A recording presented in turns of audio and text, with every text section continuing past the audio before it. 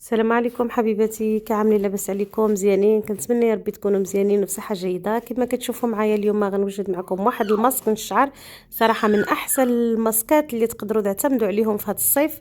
رائع البنات، كنتمنى يا ربي ينال الاعجاب ديالكم. خليكم معايا تشوفوا المكونات اللي في هذا الماسك وطريقه التحضير ان شاء الله.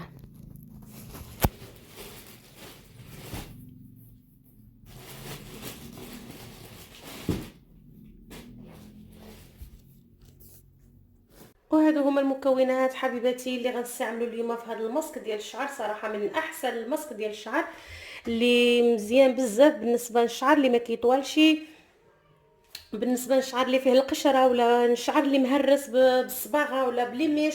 صراحه رائع. نتوما عارفين بان دابا دخل الصيف وكنبغيو شويه بالعنايه بالشعر ديالنا.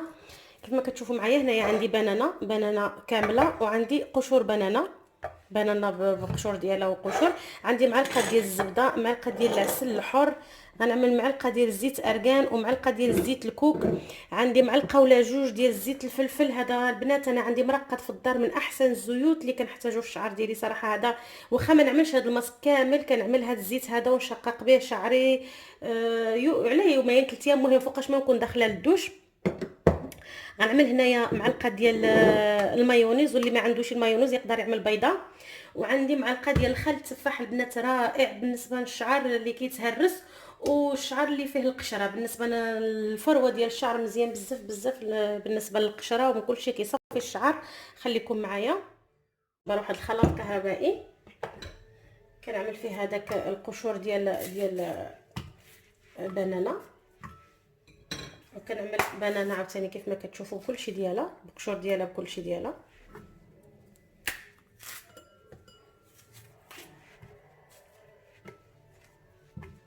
كنعمل هذيك معلقه ديال العسل. كنتمنى يكون كلشي واضح. بلاتي نشوف وي.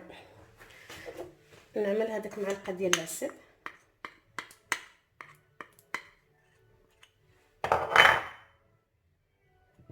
صراحه رائع البنات هذا الماسك للشعر بالنسبه للشعر اللي كيتهرس وفحال الشعر ديالي انايا مصبوغ.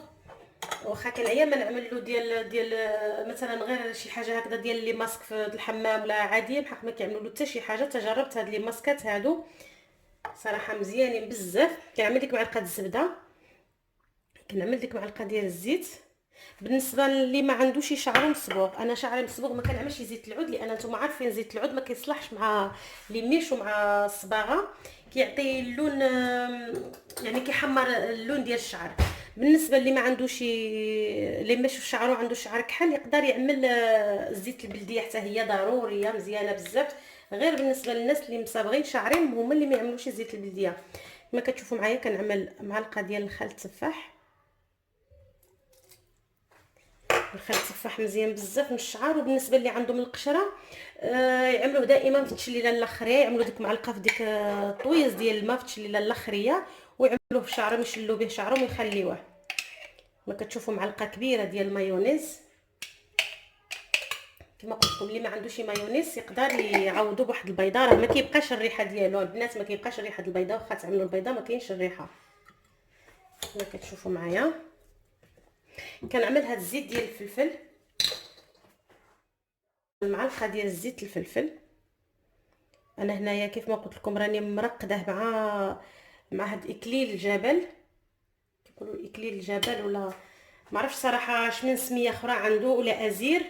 كما كتشوفوا مزيان بزاف بزاف. هذا كتعملوا غير الفلفله عاديه خضراء كتعمروا عليها زيت العود زيت عفوا زيت المائده العاديه، ما كتعملوش زيت العود، زيت المائده عاديه. وكترقدوها لمده ديال 15 يوم واحد البلاصه فيها الظلام، يعني ما تكونش واحد البلاصه مضويه، واحد البلاصه يكون فيها الظلام حتى كتدوز ديك 15 يوم وعاد كتبقاو تعملوها. كما كتشوفوا عملت واحد المعلقه كبيره ديال زيت الزوج جوز الهند اولا زيت الكوكو كيف ما كتشوفوا معايا. وصافي غندوز باش نطحنو. نسيت ما عملتش زيت شنو هذا ديال زيت الارغان. كيف ما كتشوفوا معايا حتى هو نعمل واحد المعلقه زيت الارغان. مزيان حتى هو بزاف للشعر، مزيان للبشره. كيف ما كتعرفوا مزيان بزاف اليدين الرجلين، الواحد يدهن بهم حتى الوجه ديالو مزيان بزاف. ودابا غنطحنو.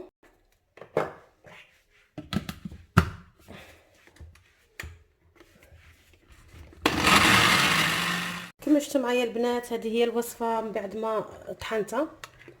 انا فقط يعني حيدت الصداع باش ما بقاش صداع. طحنته مزيان. كيف ما كتعرفوا ضروري البنان كيكحل.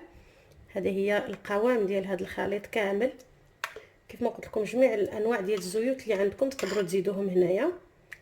صراحه هذا الحمام ديال هذا الزيوت وهذا الكريم بالزبده وهذا المايونيز صراحه رائع رائع رائع البنات. من الشعر ما كيخليش القشره في الشعر، ما كيخليش تساقط ديال الشعر، كيحيد ديك التهرس اللي كيكون في الشعر. وكثر دابا داخله الصيف، كنتمنى ينال الاعجاب ديالكم وتهلاو لي فراسكم. دابا غنمشي نطبقوا على الشعر ديالي. كيف ما كتشوفوا انا الشعر ديالي مصبوغ. غنمشي دابا باش نطبقوا على الشعر ديالي وتهلاو لي فراسكم. فيديو قادم ان شاء الله.